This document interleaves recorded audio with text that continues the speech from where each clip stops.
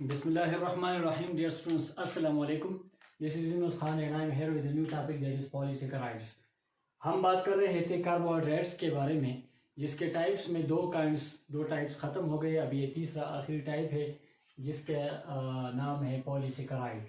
तो जिस तरह हमने कहा था ना कि मोनोसेकेराइड में एक यूनिट शुगर का होगा तो वो मोनोसेकेराइड कहलाएंगे. 2 से लेकर 10 तक होंगे तो फिर ये ओलिगोसेकेराइड्स होंगे, और इसी तरह अब 10 से ज़्यादा होंगे तो वो पॉलीसेकेराइड्स कहलाएंगे.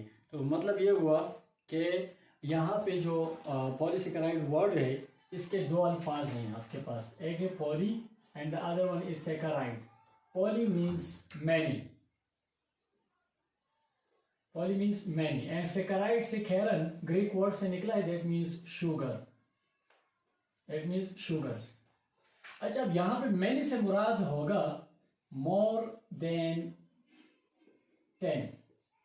मोर देन 10 ये मैनी के लिए मतलब वो होगा. मोर देन 10 से कम होगा तो वो ओलिगो होगा, या अगर एक है तो फिर मोनोसेकेराइड्स. वो मोनोसेकेराइड्स ओलिगोसेकेराइड पिछली वीडियोस में काफ़ी डिटेल के साथ डिस्कस हो गई हैं, उसके लिए आप उसे कंसल्ट करें. अब यहाँ पे जो है पॉलीसेकेराइड्स के बारे में ये तो इसके वर्ड की मीनिंग. अब डिफिनीशन क्या बनेगा? तो डिफिनीशन इस तरह कुछ बनेगा कि these are the carbohydrates that are composed of many means more than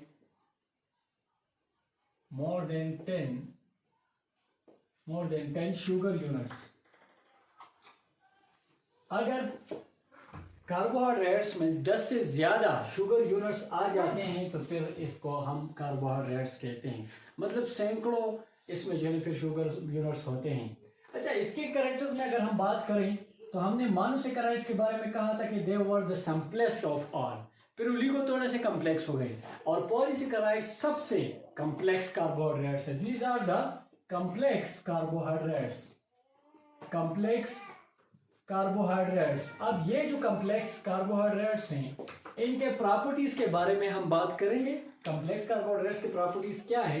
तो इनके प्रॉपर्टीज में पहली बात यह है कि अगर कम्प्लेक्स है और बहुत सारे यूनिट से बने हैं तो इसका मतलब ये हुआ कि ग्लाइकोसाइडिक बॉन्ड्स होंगे इसमें, और उसको ब्रेक करके हम इनका हाइड्रोलिसिस कर सकते हैं. सो दिस मीन के the polysaccharides can be hydrolysed, they can be hydrolysed. अच्छा, इसको अगर हम हाइड्रोलाइज करें, इसका हाइड्रोलिस करवाएं तो इससे बनेगा क्या? हाइड्रोलिसिस पे, upon hydrolysis these polysaccharides gives rise to either monosaccharides or oligosaccharides. इनसे मोनोसेकेराइड्स या ओलिगोसेकेराइड्स जो है ये बनेंगे. मोनोसेकेराइड्स और ओलिगोसेकेराइड्स वो डिपेंड करता है कि कितना हाइड्रोलिसिस इसका हो रहा है. ठीक है, मतलब इससे अगर डाइसेकेराइड बन रहा है, पेंटासेकेराइड बन रहा है वगैरह तो ये ओलिगो होंगे. अगर सारे ग्लूकोज, फ्रक्टोज वगैरह गैलेक्टोज बन रहे हैं, वहां तक बात पहुंच रही है तो फिर ये मोनोसेकेराइड्स होंगे. कहने का मकसद मेरा ये है कि हाइड्रोलिसिस इनका पॉसिबल है और इनसे सिंपल शुगर जो ओलिगोसेकेराइड और मोनोसेकेराइड्स हैं वो बनेंगे. बस उसमें ये है कि वाटर एडिशन जो है ना वो करना पड़ेगा अपॉन हाइड्रोलिसिस. अच्छा, नेक्स्ट जो है हमारे पास एक और प्रॉपर्टी इसकी ये है कि ये जो उनके सबसे कम्प्लेक्स कार्बोहाइड्रेट्स हैं, and I have told you कि इन कार्बोहाइड्रेट्स में जितने हम कम्प्लेक्सिटी की तरफ जाते हैं इसकी नॉन पोलैरिटी बढ़ती है और पोलैरिटी में कमी आती है, क्योंकि ग्लाइकोसाइडिक बॉन्ड्स में जो है इसके जो पोलर ग्रुप्स है, OH ग्रुप्स, वो इंगेज हो जाते हैं. तो ये सबसे कम्प्लेक्स है, इसी वजह से सबसे ज्यादा नॉन पोलैरिटी इसकी होगी. इसी वजह से वाटर तो पोलर है तो वाटर में ये इनसॉल्युबल होंगे. Therefore they are insoluble in water. अच्छा, पानी में इनसॉल्युबल है, लेकिन फिर इसमें एक और बात नोट कर लें. ठीक है, ये एक ऑब्जेक्टिव भी आपका बन सकता है कि क्या है कि पॉलीसेकेराइड्स वैसे तो कहा जाता है कि they are insoluble in water, लेकिन what about the hot water? अगर हॉट वाटर में हम इसको डालें तो कुछ हमारे पास पॉलीसेकेराइड्स ऐसे हैं जो हॉट वाटर में सॉल्युबल होते हैं. आगे इसके जो टाइप्स हम पढ़ेंगे तो उसमें आपको पता चल जाएगा. फिर इसमें चेन्स है, एमाइलोपेक्टिन और एमाइलोज चेन्स, उनमें फिर ये बात आ जाएगी. तो इसका मतलब ये हुआ कि they are insoluble in water, लेकिन समटाइम जो है some are soluble in hot water. कुछ इसमें जो ऐसे हैं जो कि हॉट वाटर में इनसॉल्युबल, और कुछ तो ऐसे हैं कि वो वाटर में भी इवन इनसॉल्युबल है, वो आगे इसके एग्जांपल्स को डिस्कस करते हुए हम बात करेंगे। So some are soluble in hot water, लेकिन मोस्टली क्या है, ये इनसॉल्युबल इन वाटर है। अच्छा, अगर वाटर में इनसॉल्युबिलिटी है तो फिर टेस्ट नहीं होगा। मैंने टेस्ट को इसके साथ मिलाया था, अगर आपको याद हो। मोनोसैकेराइड्स इजीली सॉल्युबल, तो वो क्या है, स्वीट इन टेस्ट।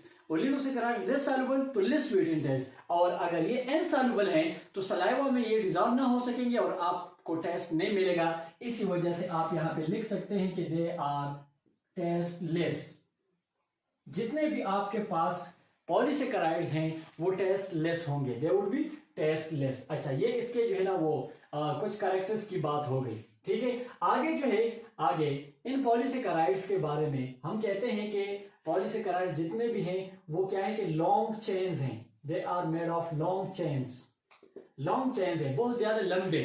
और उन लॉन्ग चेन्स में क्या है, इनमें जो यूनर्स हैं, sugar units, the sugar units have been arranged through glycosidic bonds. Glycosidic bonds के जरिए ये आपस में अरेंज हैं। अब ये जो ग्लाइकोसाइडिक बॉन्ड्स के जरिए चेन्स बन रहे हैं, ये दो तरह के बन सकते हैं। These chains are of two kinds. या तो अनब्रांच लंबे चेन्स होंगे जिसको हम कहते हैं एमाइलोज।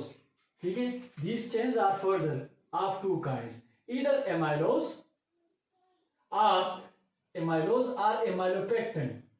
दूसरा जो है दैट इज एमाइलोपेक्टिन। अब दोनों में फर्क क्या है, याद रहे एमाइलोज चेन जो है, इनमें एमाइलोज चेन वो है जो अनब्रांच्ड होते हैं, अनब्रांच्ड लॉन्ग चेन्स, अनब्रांच्ड। और एमाइलोपेक्टिन जो है these are branched chains, branched chains. तो याद रहे, आगे आपको इसके एग्जांपल्स में हम डिस्कस करेंगे कि जो अनब्रांच्ड चेन्स है, सीधे चेन्स है, तो उनमें सारे बॉन्ड्स 1,4 होंगे, 1,4 लिंकेजेस। इनमें सारे लिंकेजेस 1,4 होंगे। लेकिन जो ब्रांच हैं उनमें सीधे जो है वो 1,4 लिंकेजेस होंगे, 1,4 लिंकेजेस। और जहां पे ब्रांच आ रहा है वहां पे 1,6 लिंकेज बनेगा, फिर वहां पे 1,6 लिंकेज। तो मतलब ये हुआ कि अनब्रांच में एमाइलोज में सारे 1,4 लिंकेजेस हैं और एमाइलोपेक्टिन में 1,4 भी है और 1,6 लिंकेजेस दोनों पाए जाते हैं। ये दोनों इसमें पाए जाते हैं। आगे इसके अगर हम एग्जाम्पल्स की बात करें तो एग्जाम्पल्स में हमारे पास इनके क्या है, इनके एग्जाम्पल्स में आप नोट कर सकते हैं कि आपके पास क्या है कि स्टार्च है, स्टार्च। इसके अलावा glycogen, glycogen, these are polysaccharides. इसके अलावा जो है cellulose, cellulose and chitin, chitin, etc.